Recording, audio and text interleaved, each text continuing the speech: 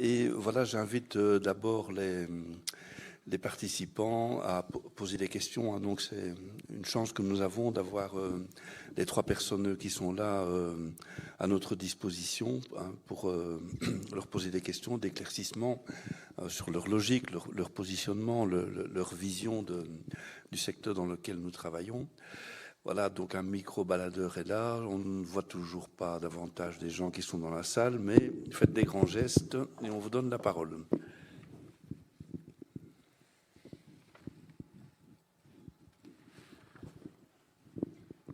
Alors, oui, une première question. Si possible, vous dites à qui vous l'adressez. Ça peut être à plusieurs en même temps, hein. Bonjour. En disant qui vous êtes aussi. Donc, Meredith Goffin, du Centre de ressources handicap et sexualité. Donc en fait, j'ai juste... d'abord, c'est une question, remarque. Voilà, je ne sais pas si on entend bien. D'abord, je tenais à remercier M. Terrasse par rapport à sa remarque sur le mot non-marchand. Dans le micro, parce qu'on ne vous entend pas bien. Je suis un peu stressée. Parce qu'effectivement, je pense qu'on ne se définit pas par ce qu'on n'est pas. Et que quand je vois la deuxième intervention, je crois qu'il y a vraiment une nécessité d'une définition du secteur non marchand par autre chose que par ce qui n'est pas, quoi. Enfin, je ne sais pas si je suis claire, mais... Et alors, ma question, c'était... Enfin, moi, quand j'ai commencé à travailler, j'ai travaillé longtemps en psychiatrie et en pédopsychiatrie. Et c'était les missions de l'hôpital, c'était principalement le soin. Pendant la deuxième intervention, j'ai entendu Monsieur Lefebvre expliquer différentes... les métamorphoses, mais je voulais savoir en quoi ces métamorphoses permettent d'apporter un meilleur soin, simplement. Voilà, alors vous avez un micro là-bas. Daniel, tu as dit que tu n'aimais pas le non-marchand, mais dis-nous ce que tu aimes. Et puis David, bon, des questions pour toi. Sabine, tu peux intervenir également sur les appellations et les logiques qu'elles sous-tendent. Rappelons-nous que hier, nous avons vu que les mots font en partie la chose. Bien, moi, je souhaiterais que, dans un futur, les associations ne deviennent pas une pâle copie d'elles-mêmes. Et donc, si c'est pour faire ça, elles peuvent laisser la place à d'autres choses. Je pense que l'associatif est à un tournant. Rien que pour notre secteur, je pense qu'un quart du personnel de direction arrive à la pension ou s'en approche. Ça vaut la même chose par rapport aux travailleuses et aux travailleurs. Il y a toute une génération qui a aidé à la co-construction des projets que vous portez et que l'on porte à droite et à gauche. Ma crainte, c'est que les contraintes voulues par le décideur politique, et on parlait tout à l'heure, on n'a pas parlé du Code des sociétés, entre autres, mais cette reliance d'obligations qui est faite par rapport aux marchands, et notamment aussi les histoires du pot pour éviter qu'on fasse du blanchiment d'argent, et on en rajoute, etc. Des nouvelles mesures, on a parlé du travail semi-agoral. Mon principal conflit que j'ai dû gérer en 2018, c'est une fausse ASBL qui voulait renvoyer des travailleurs pour engager d'autres catégories de travailleurs plus, je dirais, formés, psychologues, etc. Voilà. Mais à côté, estimant que les éducateurs n'étaient pas nécessaires toute la journée, voulaient profiter notamment du travail associatif, du statut semi-agoral, pour appeler des personnes à venir le matin et le soir, pendant quelques heures. Daniel, un petit mot sur semi-agoral, tu expliques ce que c'est ? Bien, donc c'est un système qui permet finalement à une personne d'entrer au service d'une structure associative et de pouvoir bénéficier de 6 000 € par an, exemptés d'impôts, de contributions et tout ça. Donc ma crainte aussi en termes sociétal, pour être au clair, c'est qu'à terme, les pensions, qui ne vont pas augmenter, à mon sens, eh bien, on vous invitera, quand vous serez pensionné, que vous estimerez ne pas être à même de pouvoir boucler vos fins de mois, de profiter éventuellement de ce type de possibilités. Et déjà bien avant, si vous êtes travailleur à temps partiel. Si je dis ça, ce que je voulais dire aussi, c'est qu'il y a une nouvelle offre qui vient d'être faite. Maintenant, ce sont les titres et services qui pourraient être utilisés pour garder ou maintenir les enfants à domicile, si je ne m'abuse. Bon, à quand les aides et soins à domicile, titres-services? Et donc, tout ça procède quand même d'une déreconnaissance du travail qui est fait et aussi une certaine façon de reconnaître l'apport du travail qui est fait au niveau des acteurs sociaux et le mieux-être de la population. Et moi, je dis, pour terminer, quand je dis que les associations sont dans un tournant, c'est qu'on complexifie tellement la gestion, entre autres, qu'on a du mal à renouveler les pouvoirs organisateurs, que dès lors, les PO et ceux qui restent se disent on va aller chercher non plus des hommes et des femmes porteuses d'un projet, mais des compétences. Des compétences du côté bancaire, des compétences du côté des entreprises, etc.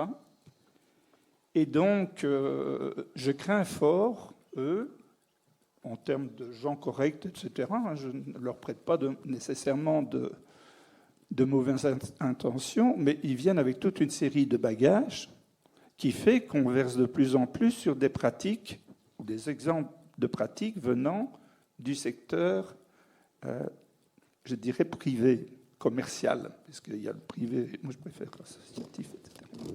Voilà. Donc c'est ça que je veux souligner, et c'est vrai qu'on pousse au regroupement des associations. Moi-même, je veux adhérer à une plus grosse organisation. Mais pour que cette fédération soit plus à même de défendre le côté mieux-être, le côté de solidarité, le côté qui veille à ce que les gens, individuellement et collectivement, puissent avoir une vie digne tout au long de leur vie. Sinon, je crains fort, effectivement, un repli et effectivement une marchandisation de plus en plus forte. Voilà, donc je n'oublie pas qu'il y a deux parties de la question, qu'il y en a une qui s'adresse à Daniel, mais je voudrais... mais voilà, je voudrais donner la parole immédiatement à Sabine pour qu'elle nous dise si elle est sur la même longueur d'onde. Tu as un micro là, Ah oui. juste en face de toi. Si je le mets là, oui, ça ira. Je suis assez d'accord avec l'intervention qui vient d'être faite. Je dirais que le secteur associatif a eu énormément de mal à se structurer et à faire cette dynamique de professionnalisation qui a de ses avantages parce que les personnes ont de l'expertise, de la compétence, mais de la compétence dans le travail et la vocation, enfin, ce qu'on peut appeler une vocation, même si c'est peut-être pas nécessairement le bon terme, à aider autrui. Mais c'est vrai que toutes les législations qui ont été prises ces derniers temps font en sorte qu'on met à mal tout le travail qui a été fait pour justement amener une reconnaissance et structurer correctement et avoir des bases solides de telle manière à pouvoir répondre au mieux aux besoins des usagers. Et il est clair que si l'on veut à un moment donné aller à contre-courant de ce qui se passe aujourd'hui. C'est vrai que le non marchand ne me paraît pas une bonne solution. Je pense qu'il faudrait plutôt parler d'associations à finalité sociale, ce qui mettrait quand même déjà le terme social en avant. Et il faut essayer, dans la mesure du possible, parce que dans les administrations qui ont été créées suite à la 6e réforme de l'État, je parlais de la VIC, puisque c'est ce qui nous concerne, c'est que les petites associations puissent être présentées dans certaines commissions, parce que ou sinon, il n'y a plus que, entre guillemets, les grandes fédérations qui sont représentées et qui, certes, font leur part de travail en tant que telles, mais ne peuvent pas nécessairement, à un moment donné, amener ce qui se passe réellement sur le terrain, dans les petites associations, leurs difficultés et leur volonté de toujours aller en avant. Ça a quand même été bien montré dans la première partie de l'intervention du colloque. Il y a un foisonnement de projets au bénéfice des usagers et au bénéfice de la personne en situation de handicap. Et je pense que la DPR d'aujourd'hui peut-être permettre à ce qu'il puisse y avoir véritablement des portes d'entrée dans ce cadre-là, puisque le handicap est vraiment présent dans la DPR, donc la déclaration de politique régionale, sur plusieurs chapitres à de nombreux endroits. Et pour, je dirais, répondre à la question qui a été posée, je pense qu'un élément majeur, ce sera véritablement de faire une articulation entre les services de la communauté française, je l'appelle toujours comme ça, et de la région wallonne, puisqu'il y a pas mal de matières personnalisées au niveau de la communauté française, que ce soit l'ONE, que ce soit l'enseignement. Et là, il y a véritablement une articulation à faire pour les personnes en situation de handicap, pour que tout au long de la vie, dès la naissance, une personne en situation de handicap à venir puisse à un moment donné s'intégrer dans la société, puisse être portée par la société pour acquérir le maximum de compétences et pouvoir véritablement faire sens de sa vie au sein d'une société qui lui sera inclusive.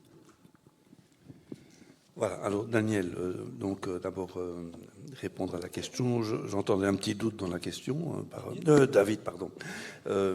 Lapsus. Et puis après, là, dans ce que Sabine vient de dire, il y a quand même un petit doute sur la logique de regroupement à laquelle tu appelles. Donc, qu'est-ce que tu réponds? On va faire dans l'ordre. Donc, la première question concernait, si j'ai bien compris, en quoi est-ce que tout ce que j'ai expliqué permet, quand on est au chevet du patient, d'avoir de meilleurs soins. C'est ça? Rien. Enfin, ce que j'ai expliqué ne permet pas d'avoir de meilleurs soins au chevet du patient, c'est clair.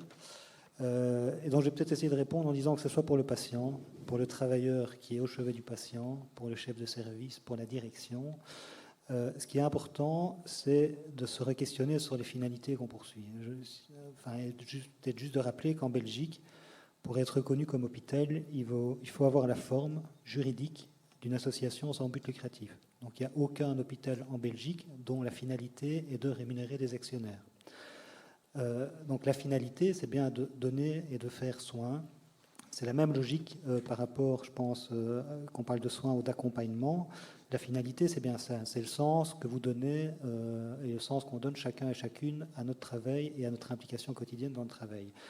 Tout ce que j'ai expliqué, c'est finalement de se dire que dans le contexte dans lequel on est, il change aussi. Il y a des mutations, des évolutions dans ce contexte qui font qu'à certains moments, le travail que je faisais hier, je ne pourrais plus tout à fait le faire de la même manière parce qu'il faut que je tienne compte d'une série de paramètres. Mais ce n'est pas ces paramètres qui doivent définir la finalité de mon travail. Je dois en tenir compte. Enfin, je ne sais pas si je suis clair dans la manière dont je réponds, mais donc en tant que travailleur, en tant que gestionnaire, en tant que directeur, il y a toujours quelque part un travail d'équilibriste entre les finalités que je poursuis et le contexte dans lequel je suis. Et tant que j'arrive à trouver du sens et à justifier, ou en tout cas en tant que travailleur, en tant que gestionnaire, que c'est juste cet équilibre que je trouve entre les moyens et le contexte dans lequel je suis et la finalité que je poursuis, ça tient la route. Si à un moment donné on estime que c'est plus juste ou on ressent que c'est plus juste, ben, on se pose des questions et soit on change de boulot, soit on change de... Mais voilà, enfin, donc l'un ne garantit pas que ça va être meilleur. Ce que j'essayais juste d'expliquer, c'est que dans ce contexte dans lequel vous êtes, il y a des éléments qui sont en train de changer et il faut en tenir compte, non pas pour modifier les finalités, mais pour pouvoir continuer à travailler ces finalités dans ce contexte qui est en train de changer. Donc voilà, ça va ? Je réponds à la question. Alors concernant l'interpellation ou la question de Sabine, la conclusion de mon intervention était de se dire que le but n'était pas d'opposer l'une et l'autre, qu'il y a une complémentarité à trouver et que cette complémentarité peut prendre plusieurs formes. Sur la forme que tu proposes de dire est-ce qu'il faut dans une série d'instances donner plus de place aux petites structures, je n'ai pas de réponse toute faite à cette question. Je pense que ça dépend des finalités qui sont données à cet organe, de l'objet même de cet organe. Donc voilà, je pense que la porte n'est pas fermée, mais il y a une complémentarité à trouver à différents niveaux, et ça fait partie, à mon sens, des complémentarités qui sont à construire et à trouver. Donc, simple remarque, la notion de complémentarité implique la reconnaissance d'une différence. Hein. Tu es d'accord ? Je pense qu'il y a une question qui se prépare. Oui. Oui. Est-ce qu'on m'entend comme ça ? Oui. Mais j'ai entendu dans vos enjeux et dans les défis que vous mettiez en avant la question de, on vient d'en parler, de la mutualisation, du partenariat, la question de l'expertise, de l'aspect fondamental de l'expertise et des identités propres du secteur en tant que tel. Moi, j'observe plutôt concrètement du repli sur soi, de la dilution des expertises, au contraire. Je le vois dans le travail des éducateurs pour le moment par rapport au vieillissement, par exemple. Je le vois dans des petites associations qui sont vraiment mises à mal par les législations, par les aspects concrets de leurs devoirs administratifs, etc. Et en fait, la question que je me pose, c'est mais comment vous, qui êtes les acteurs finalement à l'avant-plan aussi de dynamique plus générale, comment vous pensez à des concrétisations de vos défis ? Comment vous voyez, vous venez de dire, là, monsieur Lefebvre, juste à l'instant, je n'ai pas de réponse pour cette complémentarité, mais on attend de vous ça, que vous en ayez. Mais autant du côté des travailleurs que du côté patronal, quoi. Quels sont vos modes maintenant d'interpellation de cette gouvernance ? On sait que la 6e réforme de l'État, c'était une sacrée contrainte, mais c'est aussi une opportunité. La VIC le vit en plein. Hein, on ne sait toujours pas quand on y verra vraiment clair dans cette méga structure, mais c'est peut-être l'occasion justement de faire en sorte que ces enjeux dont vous venez de parler, ne fût-ce que ces trois-là, ils aient un mode d'expression au sein de ces structures-là. Et donc voilà, c'était... Voilà, alors donc chacun, je suppose que le vous était collectif, hein, bon, vous allez concrètement demain défendre quoi ? Une ou deux priorités stratégiques. Et c'est à ce moment-là que tout le monde leva les yeux au ciel. Bon, quand même. Et puis après, je pense que bon, c'est de bonne guerre. Hein, vous posez des questions, les intervenants les réponses, mais vous avez peut-être vous aussi des remarques, des souhaits, des propositions. Hein. Sabine. Mais, tout d'abord, peut-être une information que peut-être vous n'avez pas, mais la VIC va devoir se transformer, puisque dans la déclaration de politique régionale, il y a une volonté, en tout cas des trois partenaires de ce gouvernement, de réformer en partie l'agence en plaçant la fonction consultative dans ce qu'on appelle le Conseil général, qui aura, et le Conseil général, c'est l'instance la plus générale et la plus haute de la VIC, et qui permettra de travailler sur des perspectives à long terme, à court, moyen et long terme, avec ce qu'on appelle des comités de branche. Comité de branche, il y a un comité de branche handicap, il y a un comité de branche santé et il y a un comité de branche famille. Alors c'est vrai que déjà comme ça, vous me direz, ben voilà, on a déjà sectorisé et on est déjà dans des cloisons.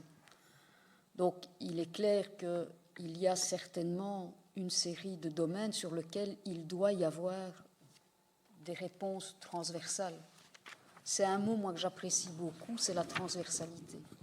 Et je dois dire que c'est hyper difficile d'avoir une transversalité, que ce soit au sein de la VIC ou que ce soit d'ailleurs ailleurs, parce que chacun a tendance à voir son petit bout de précaré et à se dire qu'il est tout seul sur une île déserte, ce qui n'est pas vrai.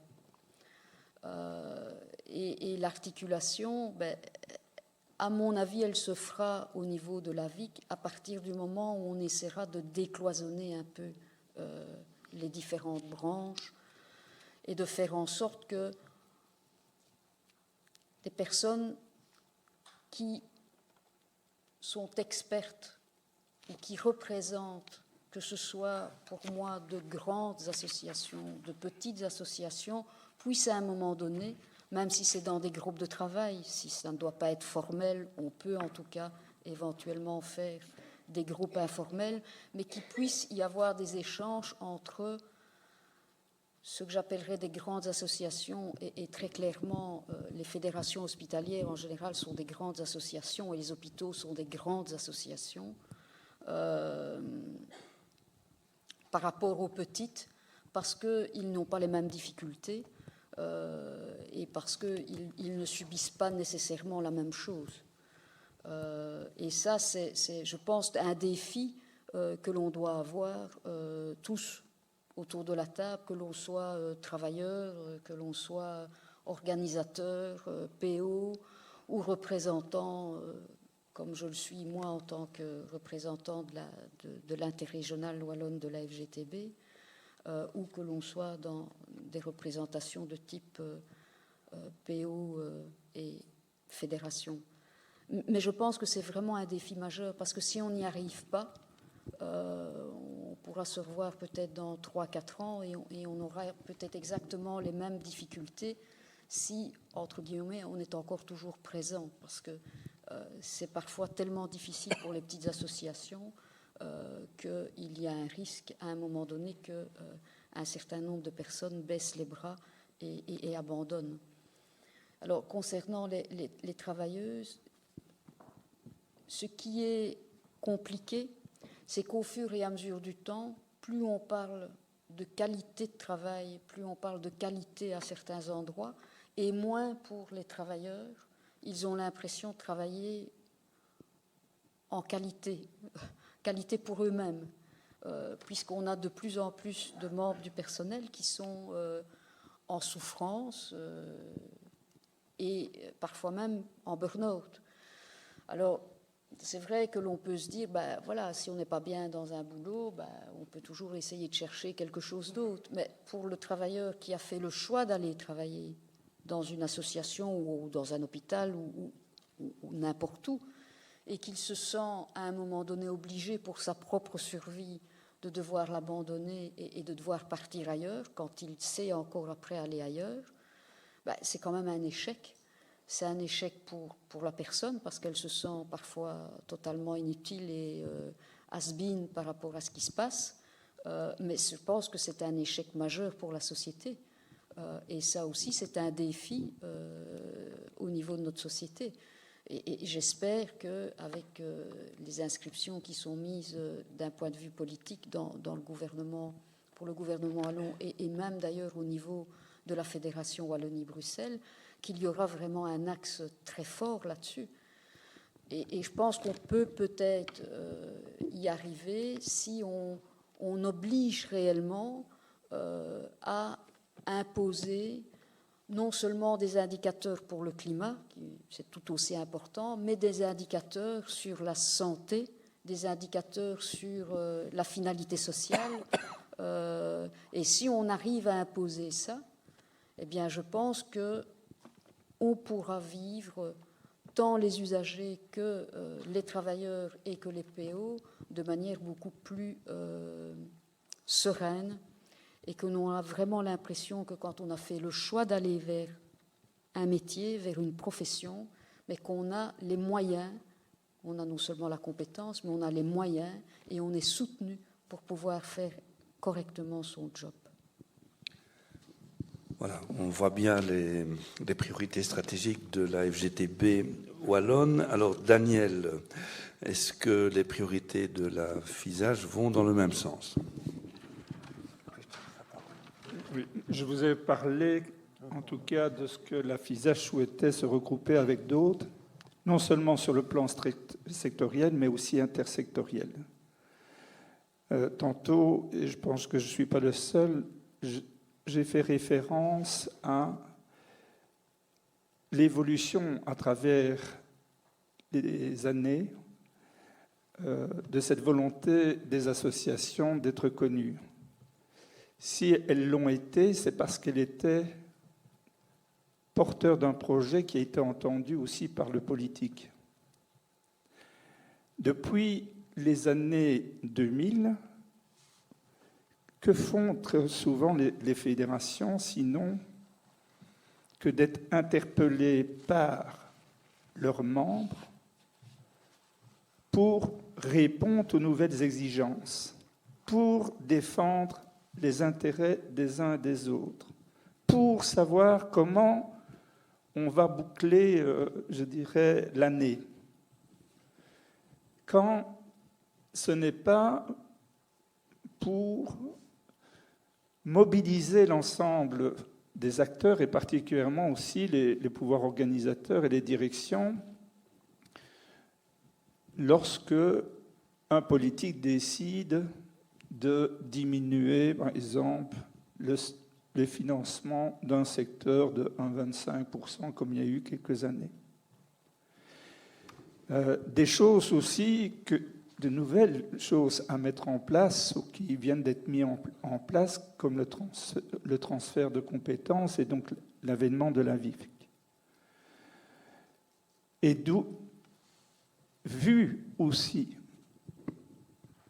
les politiques qui ont été menées, vu que les politiques en tant que telles nous entendent de moins en moins et qu'on arrive de moins en moins à se faire entendre, que nous sommes de plus en plus quand même plongés quelque part, parfois sur l'accessoire, les fédérations, alors que c'était l'objet, pour moi, premier, avant d'être fédération patronale, c'était d'être des lieux où les associations pouvaient se rencontrer et imaginer un futur. Et ça, cet espace-là l'est de moins en moins. Et sur le premier volet, tant qu'à courir derrière pour comprendre les réglementations, les nouveaux dispositifs, etc., bien, je dois bien vous avouer que seul, quelle que soit la taille de l'organisation, et peut-être pour des questions historiques aussi, les fédérations ne se sont pas dotées ou n'ont pas réclamé suffisamment d'être dotées de personnel, de permanent. Et donc, ça veut dire aussi qu'il y a une multiplication, une multiplicité de fédérations, OK, qui sont souvent portées par des mandataires qui sont des directions, qui connaissent bien leur réalité locale ou le type d'action qu'ils mènent, mais connaissent relativement peu l'ensemble de la diversité des secteurs. Alors ne me faites pas dire ce que je ne veux pas dire. C'est important que les deux maillent ensemble. Mais aujourd'hui, les exigences sont telles, l'investissement est tel qu'une fédération seule n'y arrive pas. Vous savez, si vous prenez les fédérations patronales du secteur social pour l'instant, donc la fameuse 319-02, nous partageons tous ensemble. Alors si vous prenez la région Wallonne, c'est 5 fédérations. Si vous prenez l'État de la jeunesse, c'est 11 fédérations. Donc vous voyez, on peut se mettre d'accord. Et nous partageons tous ensemble 1,5 ETP. Et la plus grosse fédération qui dispose de moyens humains, c'est la FISAGE, avec 7 personnes engagées, dont un seul fonds propre, pour partie moi-même, et tous les autres sont en CS. Voilà. Et d'où aussi une raison pour laquelle il y a lieu de se regrouper. Et il y a lieu de se regrouper de façon transversale, intersectorielle, pour penser, promouvoir et penser surtout à rencontrer les besoins de façon cohérente par rapport à la personne suite au transfert de compétences. J'apprécie beaucoup la lecture que j'ai eue de la déclaration de politique générale du nouveau gouvernement, qui se propose même d'ouvrir les robinets, je ne sais pas trop comment, mais visiblement c'est son intention. J'aurais bien voulu écouter Philippe Defeat, je suis de ceux qui pensent qu'on peut voir cette ouverture de robinet comme étant un investissement sur le futur, et je veux bien entendre comme ça, je n'ai pas de problème. Je pense simplement à l'après 2025, puisqu'on sait très bien qu'après 2025, le robinet au niveau de la solidarité fédérale entre la Flandre et la Wallonie va se fermer et directement, là, il va y avoir un petit problème financier, en tout cas un manque de moyens financiers. Je ne sais pas si la production de richesse, puisqu'on ouvre les robinets en espérant effectivement produire un peu plus de richesse, etc., arrivera à compenser cela. Mais sinon, si on n'y arrive pas et si on ne pense pas le futur, ça veut dire que l'après 2025, peu importe qui sera au pouvoir, mais aura encore plus de difficultés. Sauf si on accepte, et je tiens quand même à le dire, et je sais bien que je glisse un petit... Rapidement. Oui, qu'on a un mode de financement qui va toujours chercher dans la poche du citoyen et des travailleurs. Je ne sais pas si vous savez, mais depuis la fin du XXe siècle, donc avant les années 2000, eh bien, pour la première fois dans l'histoire, les revenus du capital ont été supérieurs à l'ensemble des revenus du travail, ce dans le monde entier. Et lorsqu'on voit le peu de contribution des bénéfices générés par ces revenus du capital, je trouve qu'il y a peut-être aussi à les faire contribuer davantage. D'accord. Je pense que la FGTB ne sera pas tout à fait adversaire de cette dernière remarque. Je vais donner la parole à David. J'ai vu qu'il y avait une question aussi qui souhaitait s'exprimer. Chers collègues, il nous reste un quart d'heure, donc voilà, allons à l'essentiel. Je vais essayer de ne pas être trop long, mais donc les priorités, ou en tout cas en termes de priorités, je vais essayer de les situer à deux niveaux, au niveau des finalités d'une part, au niveau des moyens d'autre part. Au niveau de la finalité, en tout cas, pour une fédération comme INESA, la priorité, c'est de faire passer et de travailler au fait que le message que je vais dire puisse être entendu et surtout traduit dans les faits. C'est que la politique d'emploi, On a parlé du dossier APE précédemment. La santé, l'action sociale ne doivent pas être vues comme un coût, mais comme un investissement. Et donc, c'est cette logique, et une des priorités, c'est de travailler, que ce soit avec différents acteurs à différents niveaux, mais à faire passer ce message, à le faire vivre, que ce n'est pas un coût, mais c'est un investissement. Et donc ça sous-entend quoi? Ça sous-entend qu'on travaille, et on travaillera encore, à défendre avec d'autres le fait de pouvoir penser les choses dans le cadre d'une politique intégrée et une vision à long terme. Si on parle d'investissement, on se situe sur le long terme. Si on regarde ce qui sort de mon portefeuille et ce que je dois sortir aujourd'hui, c'est évidemment un coût. Mais donc, en termes de stratégie, en termes d'enjeux et de finalité, c'est cette volonté d'envisager des choses dans une logique d'investissement et non pas de coût.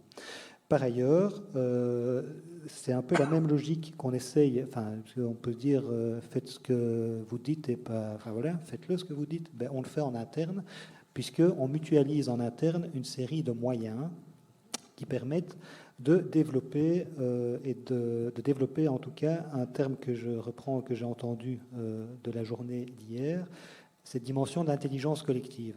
Donc, au sein de la fédération, l'objectif, et dans la présentation que j'ai faite tout à l'heure, j'ai parlé de réseau sans X et de réseau avec X. En interne de la fédération, notre volonté, c'est aussi d'être un laboratoire qui permet de faire réseau sans X, donc de décloisonner les secteurs en interne de la fédération et leur permettre, au travers de projets innovants, au travers de dossiers concrets, de faire réseau et de partager dans une logique transsectorielle une série de choses. Je vais citer 2-3 exemples. On a une thématique transversale sur la qualité. Et alors, ça renvoie non pas à des indicateurs économiques, mais justement bien, c'est comment est-ce qu'on peut remettre des indicateurs autres que des indicateurs économiques dans cette dimension de la qualité, du bien-être, de l'humanisation au travail. Il y a une approche aussi qui est moins rigolote, qui est le règlement général sur la protection des données, qui s'impose à tout le monde. Il y a une expertise particulière qui s'est développée au sein de la fédération, mais il y a aussi des groupes qui se réunissent par secteur et qui partagent, à partir des contraintes et des pratiques de terrain, les questions et qui trouvent ensemble des solutions à apporter à ces enjeux très concrets qui se vivent au quotidien. Donc, voilà, les priorités, en tout cas, ou ma vision des priorités, elle se situe à la fois au niveau des finalités, mais aussi au niveau des moyens qu'on met en œuvre au sein de la fédération pour faire réseau et pour donner du cœur et du sens à cette volonté de faire réseau. Et je terminerai juste par un petit exemple très concret.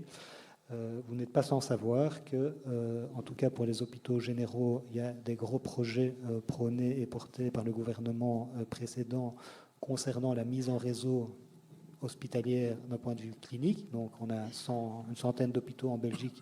Demain, il y aura 25 réseaux hospitaliers. Il y a des projets de mise en réseau aussi dans ce qu'on appelle les projets Psy 107, donc dans le champ de la santé mentale. Et il se fait que le secteur handicap actuellement représenté au sein du NICEA, on n'a pas beaucoup de structures, mais se questionne par rapport à cette mise en réseau, par rapport au fait de travailler ensemble, de se regrouper, et souhaite avoir des éclairages des enjeux et de ce qui se passe pour les hôpitaux. Et donc il y a une dynamique interne qui se met de manière transsectorielle sur cette réflexion en réseau, avec des mastodontes, des hôpitaux qui ont 3-4 000 ETP, et des structures qui ont 3-4 travailleurs.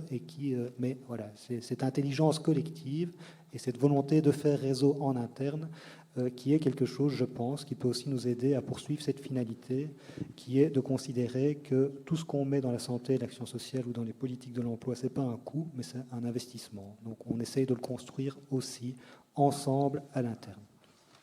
Voilà, donc nous allons entendre les 2 questions successivement, comme ça chacun a encore l'occasion d'essayer d'y répondre ou de répondre à la dimension qui lui paraît principale. Oui, c'est à vous. Bonjour, Nicolas Solède.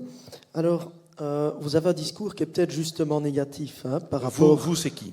Donc, s'il vous plaît. Vous, c'est qui? Tous les 3, un des 3? Non, tous, je pense. Donc, au niveau des fédérations patronales, il y a une demande d'hybridation vers le secteur marchand au risque de perdre un peu la composante finalité sociale. Au niveau syndical, une hybridation vers le secteur public au risque de se scléroser un peu et de perdre la composante innovation.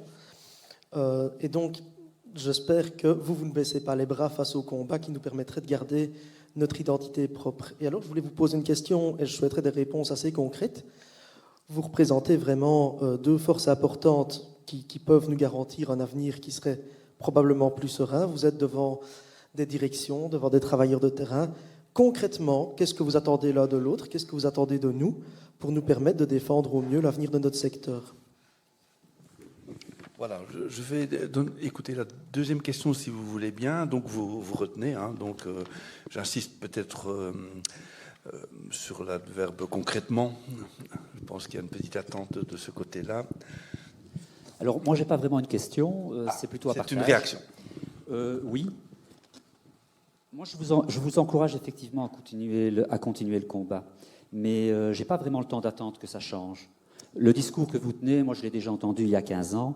Et ce que je constate sur le terrain, en tant que vécu, en tant que travailleur social, donc je suis travailleur social au service d'accompagnement interaction, eh bien, c'est que quelque part, finalement, il était plus facile de travailler encore en réseau avant que maintenant. Alors, avant, c'était quand? C'était il y a quelques années, avant que, effectivement, les choses se cloisonnent de plus en plus. Avant que quand on s'adresse à un hôpital, on dise, un hôpital psychiatrique, on dise, écoutez, nous, notre population, c'est les personnes qui sont porteuses d'une maladie mentale, pas le handicap. On ne mélange pas le handicap, on ne mélange pas les toxicomanes, on ne mélange pas les SDF, donc il n'y a plus rien qui se croise. Chacun resserre un peu son mandat, resserre l'étau de ses interventions, et donc, parfois, on dit, tiens, l'intention est chouette, effectivement, on écoute plus le public qu'on accompagne. Et dans le secteur de l'aide à la jeunesse, on écoute tellement que, en fait, on se dit, si, écoutez, vous pouvez participer à une réunion de concertation si le parent est d'accord. En fait, moi, pendant des années, j'ai collaboré avec ce service-là en travaillant avec les parents, leur accord, ce qui est vraiment une dynamique qui est vraiment très, très, très, très différente. Alors, je trouve que c'est vraiment un paradoxe qui s'installe, quoi. La collaboration, je trouve, était plus active avant que maintenant. Moi, je me dis que, est-ce que quand on en parlait moins politiquement, est-ce qu'on ne le pratiquait pas plus, ce travail de réseau et cette collaboration? Voilà, merci. Alors, donc, je pense que je peux ajouter à l'adverbe concrètement l'adverbe rapidement. Et donc, concrètement et rapidement, chacun une minute ou deux autour de la table.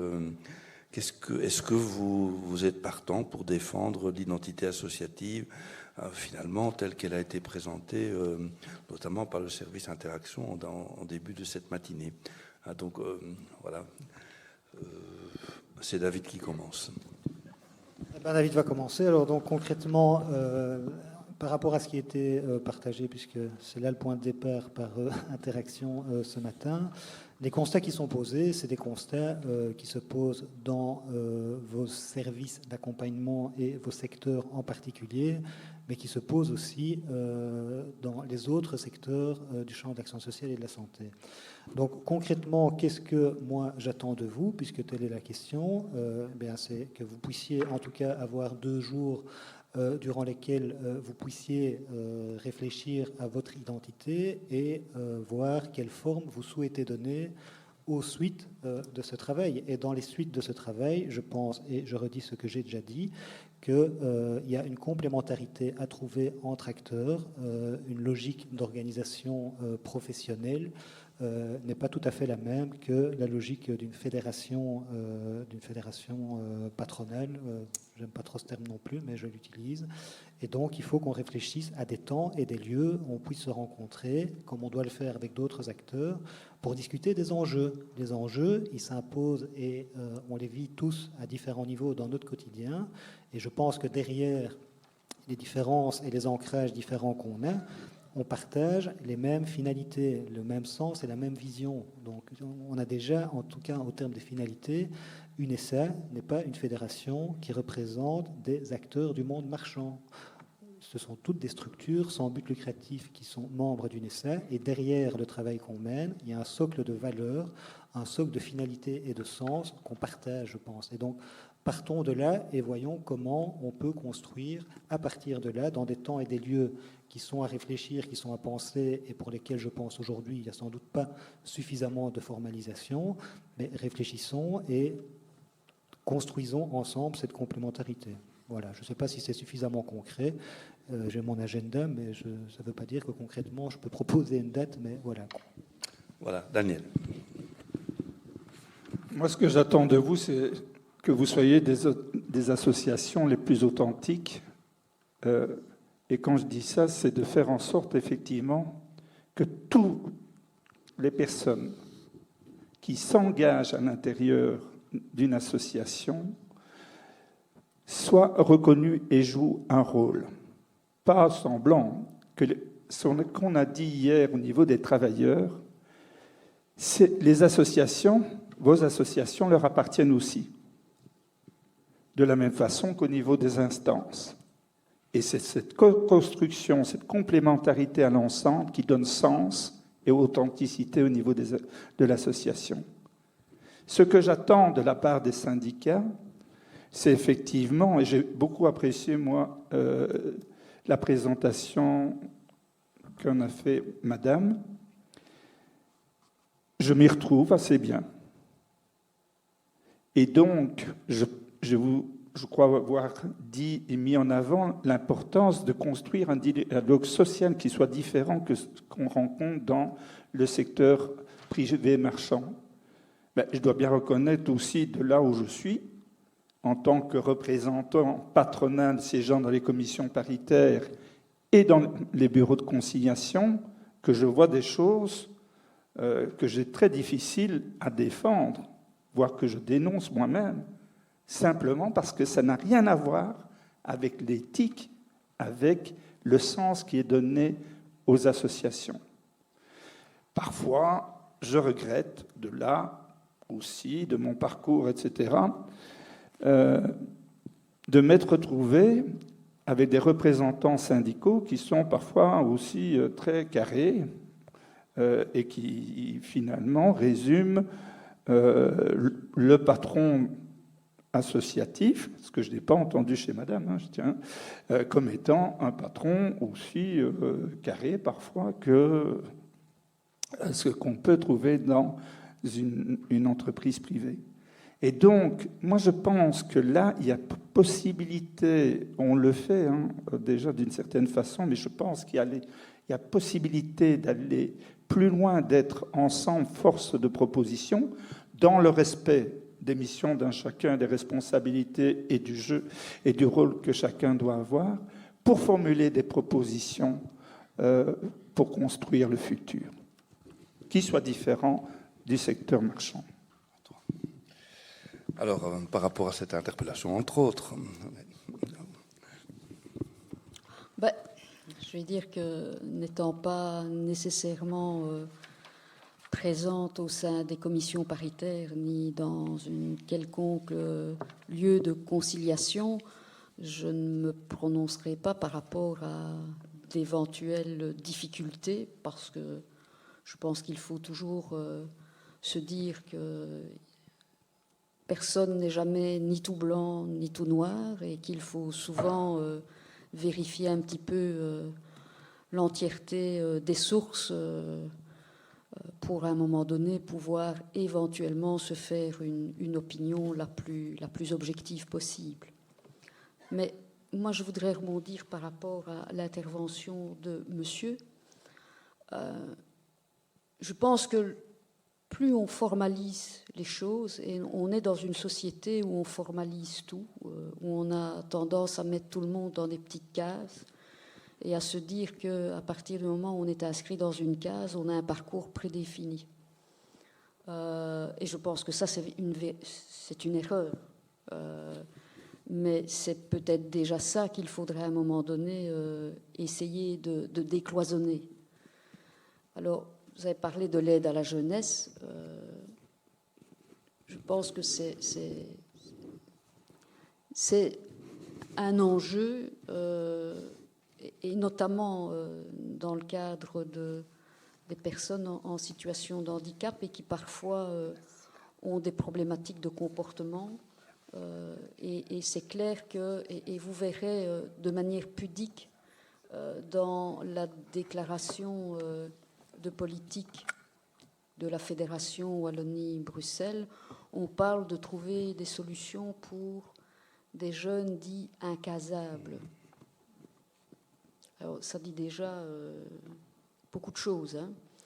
Il est clair aussi que pour les travailleurs qui vivent des situations auxquelles ils sont confrontés, pour des jeunes qui sont véritablement en souffrance et en grande difficulté, on n'a pas toujours l'impression qu'il y a un soutien efficace de la part des autorités, parce que ces jeunes en souffrance sont certainement des jeunes qui ont besoin de beaucoup plus d'attention, de beaucoup plus d'accompagnement, et ne doivent pas nécessairement se retrouver dans des institutions où ils vont être casés et où ils auront de plus en plus de difficultés à en sortir et à pouvoir réellement s'insérer dans la société. Et quand je dis s'insérer dans la société, c'est se trouver bien au sein de la société. Ce n'est pas nécessairement devoir absolument se trouver à un endroit bien précis où la société voudra que le jeune y soit. Et ça, je pense que c'est un enjeu important. Et je pense que vous êtes certainement dans vos associations des personnes qui, à un moment donné, pouvaient justement réfléchir à qu'est-ce que l'on peut trouver comme possibilité, comme accompagnement pour ces jeunes qui puissent à un moment donné être autre chose que des intitulés de jeunes incasables. Donc ça, je pense que c'est hyper important. Et ces articulations, il est clair que si les institutions AVIC, ONE et Aide à la jeunesse n'arrivent pas à un moment donné à se parler, à coopérer, on ne trouvera pas de solution pour les jeunes. Voilà, merci Sabine. Je regrette donc en conclusion que Philippe de Fête, malheureusement, n'ait pas pu nous illustrer le titre qu'il avait prévu pour son intervention, puisque c'était « Grandeur et servitude de la démarche associative ». Je ne sais pas si Philippe l'avait fait exprès, mais ça fait allusion à un texte d'Alfred de Vigny au XIXe siècle, « Servitude et grandeur militaire ». Et la thèse d'Alfred de Vigny là-dedans, je fais ça pour conclusion de la matinée, il définit la grandeur par l'abnégation, c'est-à-dire par l'acceptation vaillante de la servitude. Allez, bon appétit.